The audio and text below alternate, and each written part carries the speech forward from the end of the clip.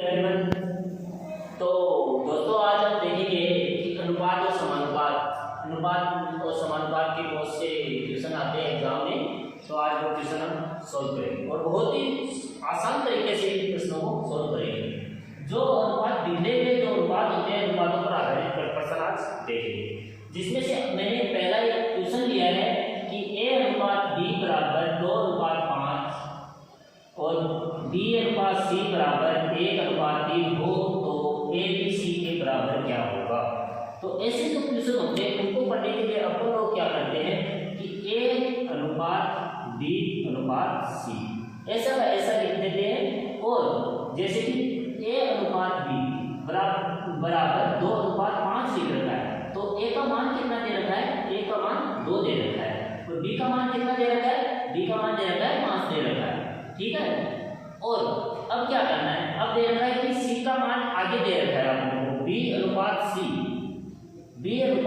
बराबर 1 अनुपात 3 होगा। तो जब आगे दे रखा हो तो इसको क्या करते हैं कि b का मान है वो b के नीचे लिखेंगे और c का जो मान है वो c के नीचे लिखेंगे। ठीक है गाइस, अब इसको क्या करते हैं कि यहाँ पे जो खाली रह गया उस जगह यहाँ पे जो संख्या होगी वही संख्या आ जाती है। जैसे कि यहाँ पे 5 आ गया, यहाँ पे 1 आ गया।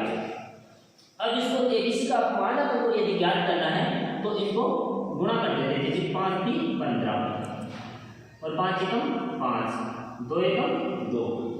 ठीक है, तो यहाँ पे जब ए बी सी का मान कितना हो गया 2, ए का मान हो गया 2, जैसे कि मैंने लिख दिया a अनुपात b अनुपात c बराबर 2 अनुपात 5 अनुपात 15। यही अपना आंसर होता है।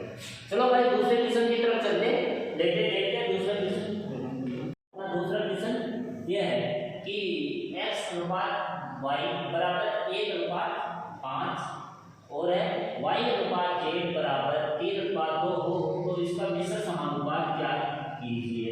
तो इसका मिश्र समानुपात ज्ञात करने के लिए क्या होता है कि x का मान और y का मान क्या है 1 अनुपात 5 है और y का मान क्या है दोनों जगह दे रखा है, एक को यहाँ भी दे रखा है यहाँ भी दे रखा है। तो इनको इंक्लूड करना है, इनको एकत्रित करना है। जैसे कि मैंने लिख दिया x अनुपात y अनुपात z, ऐसा मैंने लिख दिया। अब क्या करना है, x अनुपात y का मान कितना है 1 अनुपात 5, तो x का मान कितना हो गया 1 और y का मान हो गया 5।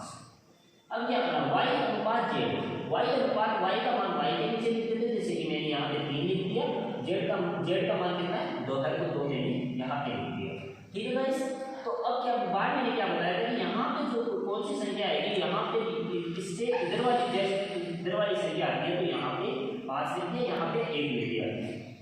अब क्या करना है, अपन को इसको गुणा करना है। जैसे कि 5 × 10 तो यहाँ पे 10 आ गया, 5 × 3 = 15 आ गया और यहाँ पे 3 × 3 तो यहाँ ये क्या हो गया कि x अनुपात y अनुपात z। तो x का मान कितना आ गया 3 अनुपात y का मान हो गया 15 अनुपात और z का मान कितना आ गया 10 आ गया और यही अपना आंसर है।